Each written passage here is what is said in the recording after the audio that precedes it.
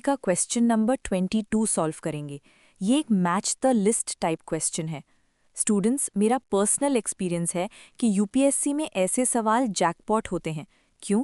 क्योंकि अगर आपको 4 में से सिर्फ 1 या 2 भी पक्के पता हैं तो आप एलिमिनेशन मेथड से सही आंसर निकाल सकते हैं। इस क्वेश्चन में हमें कमिटीज़ को उनके पर्पस से मैच करना है। चलिए देखते हैं। जब भी आप ऐसी लिस्ट देखें, सबसे पहले उस नाम को पकड़िए जो सबसे ज़्यादा सुना हुआ है।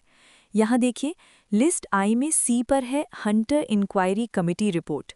इंडियन हिस्ट्री में हंटर नाम 2 बार आता है, पर 1919 का हंटर इंक्वायरी कमिटी सबसे फेमस है।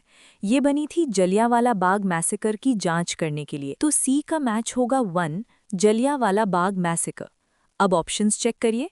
ऑप्शन ए में C1 है, ऑप्शन डी में C1 है, मतलब बी और सी तो पहले ही रेस से बाहर हो गए। अब हमें सिर्फ ए, बी और डी चेक करना है। अब आते हैं ए पर, बटलर कमिटी रिपोर्ट 1927।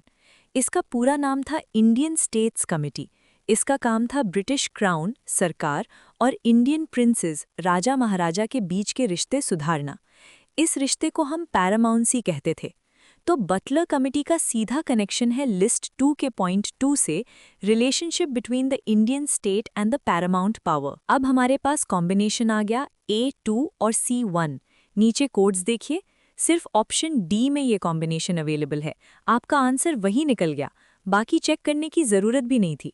पर हम सीख रहे हैं तो बाकी भी समझेंगे। बी हार्टोक कमिटी 1929, ये एजुकेशन पर बनी थी। इन्होंने कहा था कि स्कूल एजुकेशन की क्वालिटी पर ध्यान दो, क्वांटिटी पर नहीं। तो बी मैच होगा 4 से, growth of education. The Muddiman committee 1924। इसका काम था डायरकी सिस्टम, जो 1919 के एक्ट से आया था, उसकी जांच करना।